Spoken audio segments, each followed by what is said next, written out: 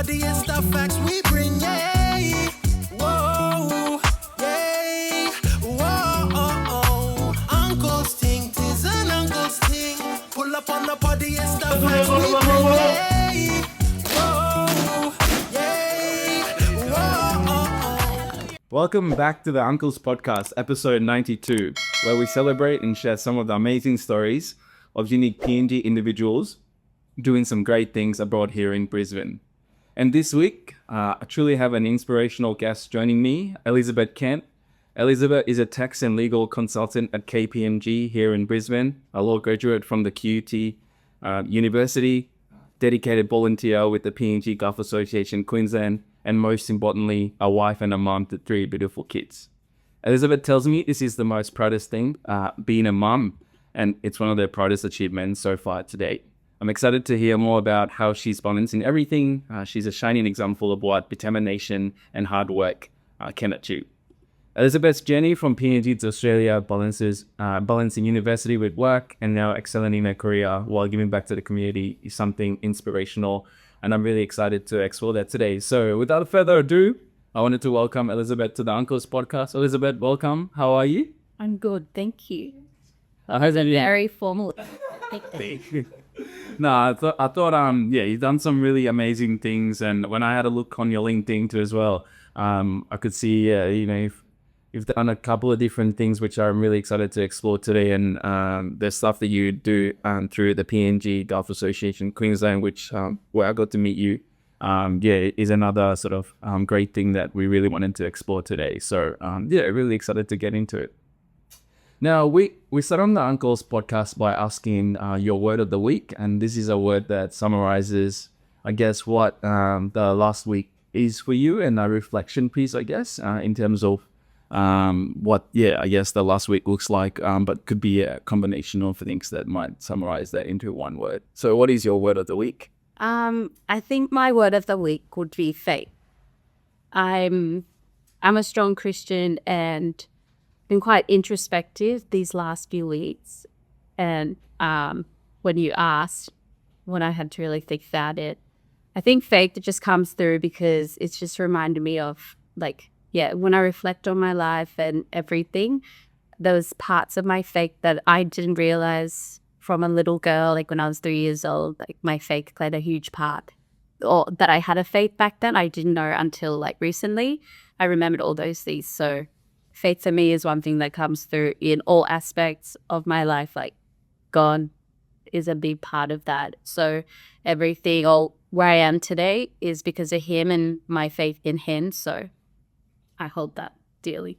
Yeah, no, that's a really interesting word that you kind of bring up, because I think it also ties back into, I guess, the last, April and particularly Easter being a big part of, Christianity. And when I was growing up in PNG, we would go to church, and my parents were really much into the church. And I think faith's such a really good word because it's built in something you can't see, and having that full trust and belief that there is a God out there, and that full faith. And I think there, not to get too much into it, but I guess the Bible, Jeremiah 29 verse 11, which my dad used to always tell me about, God has a plan for you, and through faith, you could show that. So that's really good. It kind of brought me back to that memory of going to Sunday school, and my parents really instilling me. Although my faith, I don't go to church now as much. I think that upbringing in every PNG household, going to church and having a deep sort of, Christian background in a lot of families, particularly in where I grew up in, Moresby, is something that, kind of just brought me back to that. You brought that to that. So, because growing up in a PNG family, I think majority are Christians. So we're so used to going to church, all that, as kids, but you don't understand it then. And now, as an adult, making that choice yourself. And for me, still being a Christian, and so taking me back, I was able to, thinking of the word faith, I was able to separate and go, oh yes, so there's the stuff that I just had to do because going to church, my parents said we're going to church. But then I could then remember for myself, oh no, I actually loved God back then as a little girl and trusted in Him. And so faith has come through not just in him, but because of my faith and belief in him, like I can have faith in myself and in my family, like my husband, my career, like it all ties in. So that's been, a good revelation for me in a way. No, lovely. And I guess touching on PNG a little bit, we usually start off by just getting a little bit of an introduction in terms of, where you grew up in PNG, where you're from, and then when did you move down here to Australia? So I was born in Port Moresby and lived there up until I was in grade 3.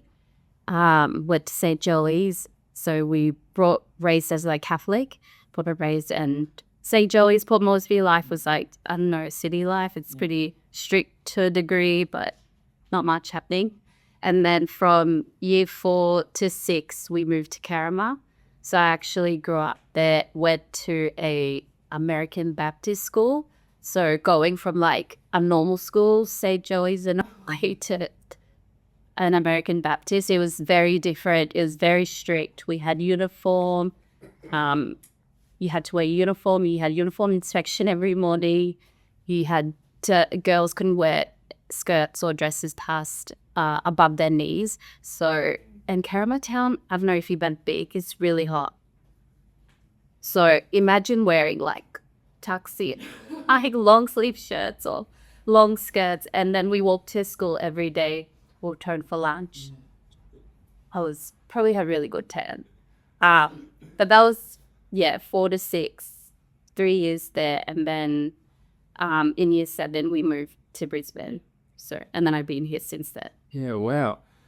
Touching on Town, my brother actually went back with his wife. I'm from Gulf too as well. Let her feel what they is the that place where my parents are from. Sorry, and I haven't had the pleasure of going back to K-Town, but my uncle lives there. What's one fond memory of K-Town that you have as a child growing up there, or spending a little bit of your time there? Well, probably like all my fondest memories of my childhood are K-Town, because so that's the highways one. So back then the highway is still a bit of a thing today. But back then, from Malalau to Cairns, there was no actual road. So when we say school holidays, we come to Moresby for school holidays. So sometimes we fly, or sometimes you'd have to drive. And if it was wet season, you could possibly get bogged. So if we did, multiple times there was like 7 of us kids. So we just my mom would just say, okay, let's walk, and let the dads and the uncles and all that, like it's probably like midnight or something, and they have to figure out how to get the car out. So that was exciting. Like as a kid, you're like, oh, like this is an adventure. Like we just walk along the highway till we found like a empty hut or someone who lived along there, and my mom would be like, can we just sleep here with the kids while they fix that? So that was fun. Probably stressful for parents back then, but not for us. So it's a fond memory of going up and down the highway. Or sometimes if the roads were really bad, you have to get on the dinghy from Shafahara into... So I'm probably a seasoned person of the highway. Like I'm dumb that the on the water was really scary though, because sometimes it'd be very bad. And getting the right skipper was a bit, so like we probably, like my mom would make sure she'd like name drop, we want him, so and it'd be all last minute, but they find a way. Yeah. So they were really exciting times. Yeah. The last time I think I went to Shapiro when I was 15, and my auntie lives in Malda. She's a teacher at there, and I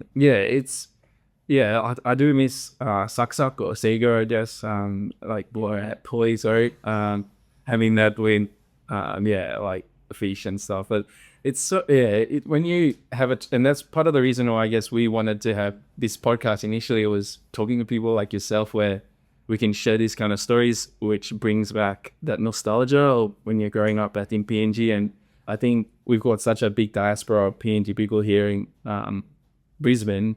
Having this podcast allows us to have that connection and tell that story with other people, where, so many of our lives are getting brought up here in Australia. A lot of it's been good because we've obviously been lucky enough to have the education that we're having and go to university, but we lose a big part of our heritage, which is PNG. So thank you for sharing that. you mentioned you moved down here when you were in year 7. So Brisbane became your home, and then I was chatting to you a little bit, and you also mentioned that you've gone down to Canberra and went to uni there when you were 18. Can you tell us a little bit about, I guess, transitioning from Brisbane, Port Moresby, K-Town to Brisbane, and then Brisbane to Canberra? How was that experience like? Because, you would have had a lot of your formative years back, or it's sort of in PG, and then coming here. What was the challenge like for yourself? It was definitely a huge culture shock. Yeah. Because you can imagine, like, probably if you came from Port Moresby to Brisbane, still a culture shock. It's quite different culturally. But especially coming from Cairns, like, it's like a little four corner town. Like, you can drive the whole town in like 10 minutes. And so my weekends or weekdays were just either at the church, as I was like year 4 to 6, and my sister and I were talking it. We were part of, like, we made up the IT and sound team for the church. Like, we did all that. So we had all this where our life revolved around hanging out at church, helping their cleaning, or at the beach, you just play. So that was our weekend. So it was everything, and other than school. So when we came here, it was so different, because then we're like, oh my gosh, like, these kids had so much freedom too, because with the American Baptist schools, they're really strict. So it's actually independent learning, but it's not like a classroom style. So you have like a cubicle. Yeah. So you sit facing a wall, literally in a box, and you're given like a book, like your max book, English, and everything is there. So a teacher's not needed.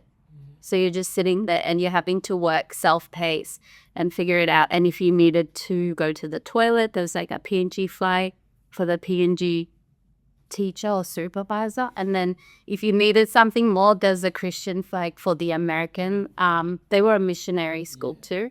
So we did like 3 years of that, like facing a wall, and then you're not allowed to talk. They're really strict. You could get, if you saw, they'd like rub teeth, a bar soap on your teeth, like you get sent to the principal's office. There's like spanking. So all that was our world. And even lunchtime, like, boys were on this side, girls were there, and you didn't mix. Boys and girls don't mix. They don't talk. Girls were very different. So yeah, it was very interesting to come from that, doing that for 3 years, to then going to like the normal world. We thought like the people here were weird.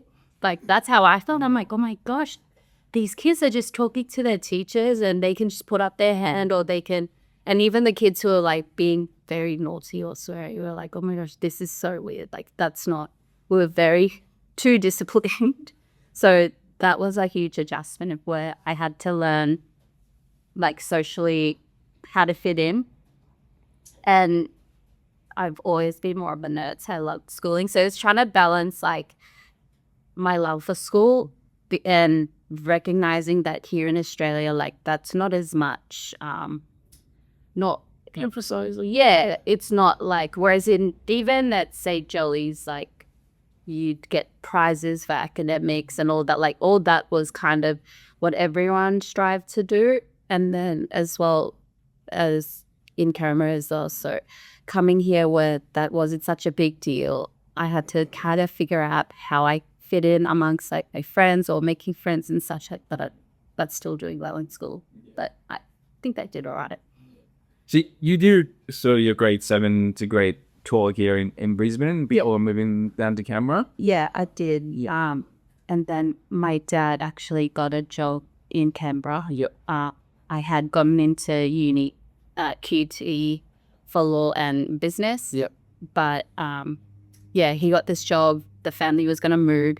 So then last minute I had to switch unis and all that, which I got accepted into UC in Canberra to do a Bachelor of Commerce and Law. And I went ahead of my family because uni was starting and they weren't ready yet. So they sent me down. It was very scary because I just turned 18. And I guess you're just officially an adult, but not quite. But one good thing, like, my parents did all our lives, like, that they taught us was there was that independence, or they'd always given us a bit of responsibility, because I did grow up like one of 8 in a blended family. So you also automatically, like as a child, you have to find how you fit in amongst your siblings. Like there's a lot of you. And then because there's so many of us, there was a level of responsibility we were all given. So we grew up like having to, like we wrote our own rosters and we had to kind of run the household ourselves in a way, because I think it would just be a lot of dishes to wash for one person. So I kind of had a bit of independence already. And just naturally, I think I was like that because in year 10, I got my first job. Like I wanted to work part-time because I wanted to get money. So I kind of was thinking like that already. So Canberra was scary in the sense that I didn't have like my family around me or my siblings. But an exciting adventure because I knew I could work and I could do all right at study. But it also helped that Jono, my cousin. Yeah, I was going to touch on that. So is that where you met John and your husband in Canberra? No, I actually met him just towards the end of year 12. Okay, at a family friend's 21st. Yeah, met him there right after I had come back from Kokona. So you've Yeah, I wore Kokona in year 12. yeah, wow, how was that? Like, so we're cutting Sorry. a little bit, but no, this is Not that's yeah, that's must have been like a good experience. One that was obviously challenging, but good to kind of understand. I guess that the impact, or not so much the impact, but just the challenges that a lot of people would have gone back when they fought the war back. Yeah. So I actually applied. It was a program, they still run it. It's called the Kokoda Challenge Youth Program. They run it, I think it's in Queensland. We did have a Victorian team. So you like had to apply and they, actually, have you heard of the Kokoda Challenge, the 96Ks on the Gold Coast? Yeah, or not. It's like, Richie's had it. Yeah. So that funds that program. So the youth program I was a part of, like that challenge, like people enter it and they actually, it's a weekend you walk the 96Ks, which is how long the track is. And anyone that applies and pays, like it funds the Kokoda Challenge Youth Program. It pays for their kids to go back and walk the track and do like their flights and all that. So I applied for that program in year 12 and they kind of take kids from opposite ends of the playground, I guess, like those from a troubled background, those who do quite well, and they kind of mix us all together. We would train like every Sunday. I was part of the Brisbane North team, so every Sunday we go down to Mount Cootha, 5 a.m. and I probably walked all the Mount Cootha tracks. Just don't ask me now where, but we spent like from 5 to 3 we walked to prepare. I think that was April it started, and September holidays we went back and we walked. We did it in reverse from Port Moresby. We went to Kokona, walked it. So that was a huge challenge because even though we trained here, so we did like fitness training on a Wednesday after school and then Sundays all day walking. When you walk the track, it's like, I think the first day my knees swelled up, and that's just from the like the terrain is just different from here. Like Brisbane's dry and like rocky and stuff. And the Kokoda terrain's like just tropical and muggy and all that. But it was a fun experience. We had to carry our backpacks, which is 10 kilos. So that was part of them teaching us, like, this is what the soldiers, they had to carry their backpacks. So the first day was the only day they let the porters, they're like, anyone wanted to give up their backpack? You can today. From tomorrow onwards, you carry it. So I think I got someone to carry mine towards the end. But it's beautiful walk, but it's challenging because you go down to the rivers, you're like, it's so pretty, but then you got to come back up. So it was very, very, very cool. Not scary. No, that's awesome. And quickly before on that, what was one thing that you learned from that trip that stuck with you until today? I just think like perseverance is probably a big thing because like I was 17 then and you're in a way on the track with like a bunch of strangers and you're having to trust other people. So there comes a point where like say if you have an injury or like my knees were swollen, like every morning you have to train yourself to go like I'm the only one who can complete this. So like you gotta just push through and persevere and to get through, which you do. It's really not that bad in the end, but in the moment it feels like that. I love that perseverance and theatre. Something that I guess everyone can, take. I think as we're from the skip striving, and you'll get to where you need to get to. So you moved down to Canberra after you finish high school for a university opportunity there. How long were you in Canberra for? And, I guess, did you complete your university degree there, or how long did sort of that take for you? I was in Canberra probably for a couple of years. My dad didn't come down at the end. So just, how the PLG people were. 1 minute they're going to do this job and next they're like, actually changed our minds. I was like, great. But thankfully, my now husband, Jono, he was there for rugby. And we mutually connected because he was from Brisbane, didn't have any family. And then I was in the same boat. So that naturally progressed that relationship. And he was a huge form of support though. Because I did have a cousin then, he was really helpful, but it was also really nice having Jono because we're the same age, kind of embarking on a journey all by ourselves. But for uni, I think I did a year and then just how life goes. I guess it's really just life, like coming from a big family, there came a point where then I was kind of on my own and my dad was like, okay, you're going to have to live your own life. And I was 18, so that's very scary. And I was like, okay. So that meant like I was still an international student. And yeah, I quickly had to figure out, okay, prioritize maybe uni. Like I can't afford all of uni, so I have to work. And it was a bit of juggling. Like I think I did 2 years at Canberra, just kind of going between jobs, trying to figure out my feet, all with Jono's help. But there came a point where it was better that I come back to Brisbane, be around my family with my sisters. And then, so I came back to Brisbane, I deferred my uni and basically worked full-time for a few years and kind of just kept working full-time for a while, picking up uni also at the same time, but doing it part-time because I was paying for that myself as an international student. So, which, the fees are, very expensive.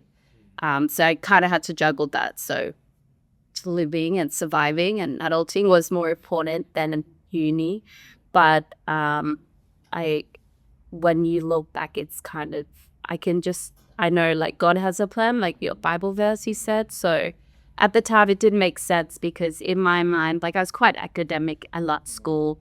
I had a plan for me, which was that I'm going to get out of high school, do my law degree and business, which was at the time, and then start that. But that's not the plan that God had for me. It meant that I had to work full time, put uni to the side. And that took me 10 years of just on and off with uni. And it was only a couple of years ago that I graduated. But definitely all in God's timing because there came a point, like with all the different jobs I had worked at, I think 3 or 4 years ago, Jono went out on his own, like working. He's an electrician. So he was working, he decided to work for himself. And in a way, like all the jobs that I had worked, I worked in HVAC, which is like air conditioning, and then the servicing side of that was like sales, like Toshiba, copying. So like all the little jobs I had could meet that when he went out on his own. I had enough knowledge to do his paperwork or accounting side. So that was a blessing in a way because I'm like, oh, there you go. It's all meant to be in that way. So even though I probably don't do as much work to him as I should now, and he's sitting there like, what? But I knew I had the skills that would help him support his business in that admin side. And then there came a point where I became a PR. It was 3 years ago, I think, I had my permanent residency. And so that kind of changed things because then you automatically go, once you get a permanent residency, you're not an international student. So domestic fees are literally not even half their life after not what you have to pay. Jonathan knows because he helped me pay for my uni fees too. So it was like a third, and then I just thought, I'm like, okay, let's just get it over and done with. I had like 2 years left from how much I'd done. So I did full-time the last 2 years. At that stage, we had our second child. That was interesting, having to juggle study and 2 kids, but it was all right. Probably not for Jono at the time. He's like, what are you doing? This is too hectic. But in my mind, through that journey, like all the trials, all the everything I'd gone through, not how my plan had worked, in a way, it still run true to me that I would still like to follow law. So I was kind of glad that happened, because completing my law degree and education never kind of left me. I think I was tested enough to know if this was a path for me, but it still stuck that that's what I want to do. So I was like, I'll just get over it up with. And that's what you did the last 3 years, in a way, smashed up 2 years of uni. Like, so much to kind of unpack there, because, it wasn't a straightforward journey for yourself. And I think it took you some time to sort of get to where you are now. I think the biggest thing that sort of stood out for me was support, and having a partner, like your husband, Jono. How important is support for, yourself, and I guess, people living here in Australia from PNG backgrounds? It's something I feel like personally, I need a lot of support from my family to help me through things when I'm going through, work or stresses or anything else. So how important was that to have a good support network for yourself? It makes a huge difference. For me early on, like Jono was my biggest supporter, and he helped me through that, because you can get really lonely and things can become too overwhelming that life can easily take you down another path. So yeah, support makes a difference, because even like back then, Jono was my biggest supporter, probably still is. He is just. But now that we've got kids and stuff, it does take a village, and having to do uni and have kids, that's a juggle in itself. And fortunately, like, I didn't have to work at the time I was studying. I worked for Jono's business, so that was a blessing. But even like my sisters and even his parents are huge support, because if I had to do an exam that was at a random time during a weekday and he had to work, like, they had to step in. So I wouldn't be where I am without the support, that's for sure. Yeah, no, I think it takes a village. It honestly something that rings true, and like I think we're all here can sort of agree to one thing, that thankful for our family and all of the sort of roles that they play in terms of shaping us.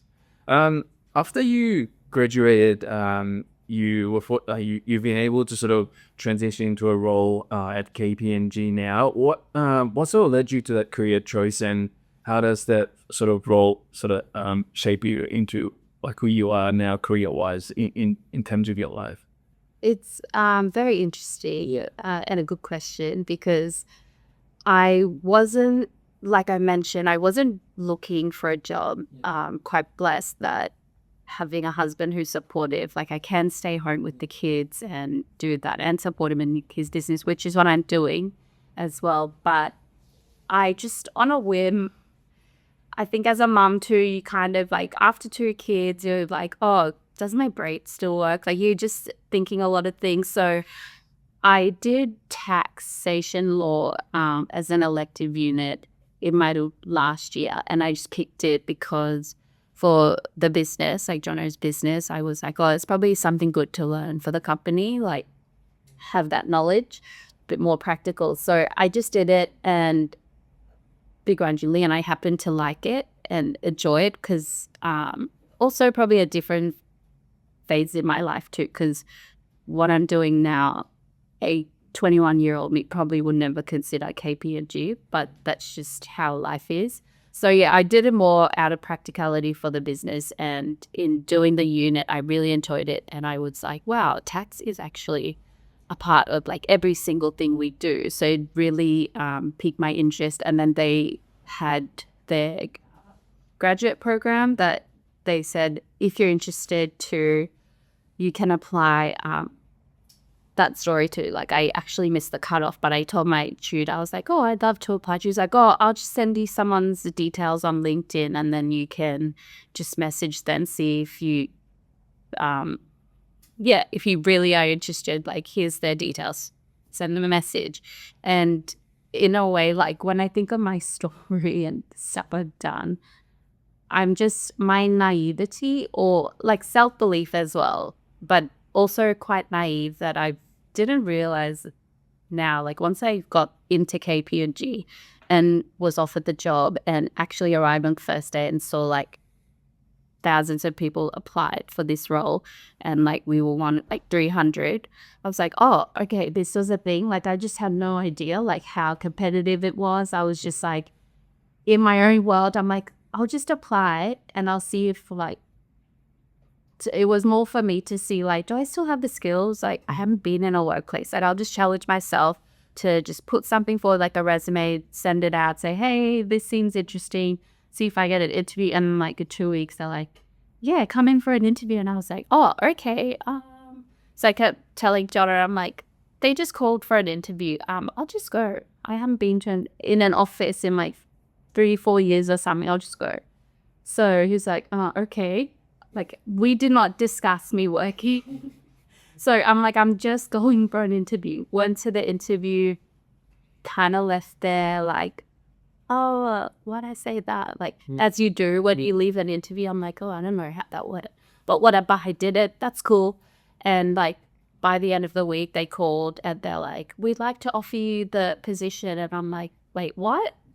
Yeah, I was so shocked. I'm like, did you get the right number? Like, are you, who am I talking to, sir? And that's all how it unbolted. And then that was like in March of 2023, and I wasn't starting till like in a year. So that was very weird. And I went and told Jonah, and he was like, what? I'm like, yes, I got a job. He's like, but we didn't even talk about this. So that's another story. But that's how it all came about. So cover everything I've done. I don't know, I just kind of quite naive, and I'm just like, I'll give it a go. And I think if you feel like something is meant for you, or if you think you want to try something, like, just try it, because you won't really know it unless you do. Yeah. And with that, you know, trying something without not knowing it and just giving it a go, you've obviously took on the role. And what was some of the most exciting and challenging things that you sort of didn't think you were going to experience through this role, where you've got to do and now you can reflect on and be proud of? Probably like the accounting side. So it's funny because when I started off a double degree law and commerce, and I actually dropped the commerce because I did the accounting unit, the introductory, and I was like, this sucks. Like, I hate it. That literally, the reason why I stopped business was because of accounting. But so it's very funny, like, again, being so naive, just saying, yeah, I just took the role, and then actually starting here, and I'm like, oh, there's a lot of accounting involved in this. So like, I had to really challenge myself, because it was like one of the deliverables we had to do where it was it was more of an audit, but I had to actually look through the numbers, like, to get the information I needed to learn how to read workbooks and all that. So at the time, I was really like, this is mentally just exhausting, because the legal side is like, for me, is fun and easy, but that the accounting side is really hard to learn how to read workbooks and accounting sheets, balance sheets, profit and loss, all that stuff. So that's is still probably the biggest challenge, because naturally that's not numbers that my brain works. So. Oh no! And outside of all the things that you've done through your uni and your work, you're actively involved with the PNG Gulf Association Queensland, and that's where I've got the pleasure of meeting you. Can you tell us a little bit about, I guess, the organization and sort of what made you get involved with it initially? So the PNG Gulf Association of Queensland, they've been around since 2003, or probably 2006 or something like that. But so their goal and focus is tailored more to like health and education initiatives back in Gulf Province. I've always, and I've been just at church, like my parents have kind of always just taken us along to things as children. Even like with my mum in Kerama, like we've done work with the missionary or the charity sisters that were there. So mission work, volunteering, that's been like a huge part of my life that I've always been exposed to, but it's really stuck with me. So in a way, I've always had a heart for mission. And just as life takes you, I've always challenged myself to say like what lines up with me, my values, my family and all that. So 3 years ago is when I would always go to their gala dinners, like even the East New Britain one as well. Like my mum would get a table, so we're just like, yep, we'll come along. So it was a lot of that, like just attending events because your parents made you to. And I think the last golf ball that I went to, can't remember what year, like I actually listened. I wasn't there just for the drinks or fun. Like I sat down, I actually listened to what the president said and what they had done that year. And I was like, oh, wow, they're actually ticking boxes, but also doing it in like an Australian way, like in a way that's like run like a business. And in my mind, that ticked a lot of boxes. And I just thought I should volunteer and I'd like to help because I like how they run things. So it was 2023. Yeah. That I put my hand up and I did their events for that year. And then last year and this year, I just did the gala dinner coordinator. So, yeah, so that's kind of how I came to do it that. Yeah. Are you still active with the events side of things with the fundraising this year? Yeah, in the background, but I having to juggle family, work, and priorities and stuff.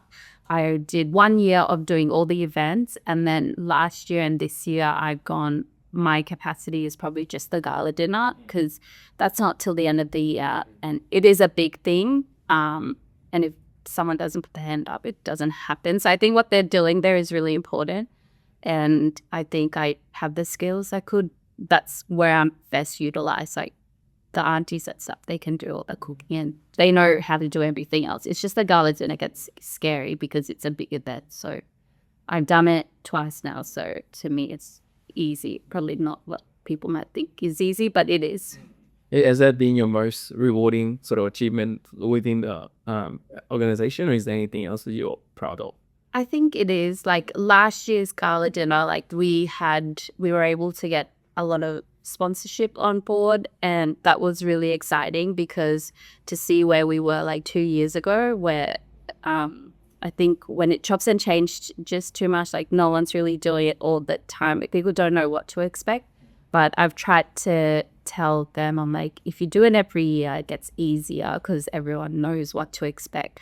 But then also in terms of sponsorship, like people see what you're doing and then they can get on board with you too. So last year we saw ourselves of having to do things like the same all the time. We had more sponsors. So that was rewarding in a way because that's like one night and we're able to raise a lot of money and we had really good MCs. Shout out C10. Ed John. The Cray.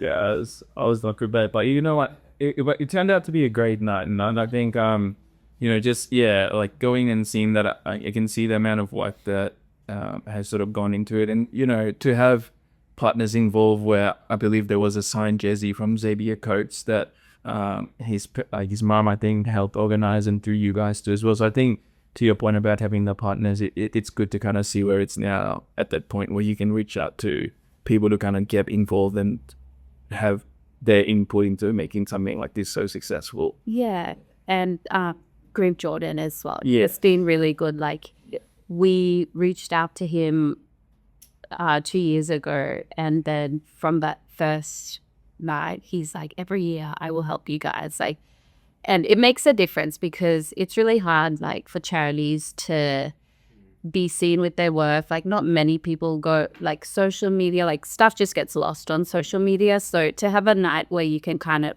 put everything together and then people can see in a year's time or what you're doing and what you've done with that, I think that's the biggest impact, because we send entertainers back, and that's really helpful. And it's mainly just all like school staff and health stuff. But then also last year there was a big project where in Lesser they did compost toilet project. So for the school, the primary school, so it kind of runs itself. So you do need water, but in flushing and degrade it, like reuse it, it's stable. Yeah. So that was a big part. It was actually through another foundation, which is the Lucy Loco Foundation, but we partnered with them and the Rotary to deliver everything and all that. So that was nice to see like these big projects come about, and that's what we want to do, but we're still one of the smaller ones. So for what I think, like if we're consistent with the gala dinners, that's like one place that we can get a lot of money to then fund these projects.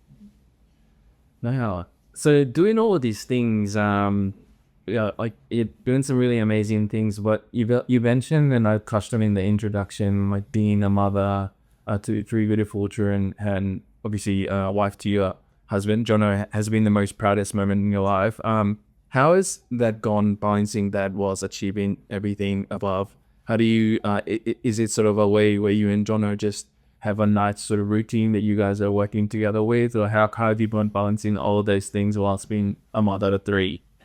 You definitely need structure and routine.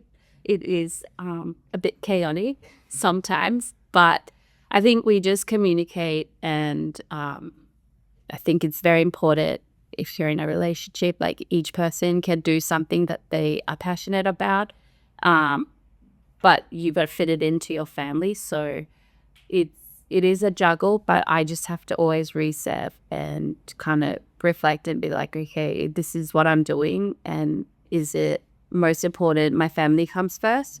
So I got to think about like how everything else I'm doing outside that fills my cup is also like that I can meet my family's needs. So that's why with the gala dinner, with the PNG Golf Association, like the first year I did all their events, and then I had to reassess to, okay, I know my skills, families here, but I still want to help them, help the organization, so I'll just stick to the gala. So it's prioritizing as well. That's probably a big thing. Yeah, wow. I mean, we've unpacked a lot today, so I've just got one last question before we wrap up. Is there any advice that, you'd like to tell your younger self or anyone that's listening about, how you went about your journey to, someone that moved here from PNG in year 7 to now, getting your PR and working at a really big firm, one of the biggest a big top 4 here in Australia? Is there any advice you'd like to share with top viewers? I think probably like just believe in yourself. Like it sounds cliched, but it's so true, because end of the day, like you're the only one who can make things happen for you. Sure, you need the support. You will have the support. If you have it, even better. But if you're really down and you're kind of lost or whatnot, like that self-belief is what's going to get you to the next step. And that's probably the biggest thing, that without me realizing, like I've always just backed myself, maybe be a bit confident too. It's all right. But there's different ways you can be confident. I'm just quietly confident. But self-belief, because I know in my mind, because I've got the confidence and self-belief, I know like if that's what I want to do, I can do it. And then don't be afraid to put yourself out there. No, that's a great way to end the episode. And thank you so much for sharing your story to Elizabeth, and really appreciate it. Thanks everyone for listening too as well. Please make sure to like. Thank you.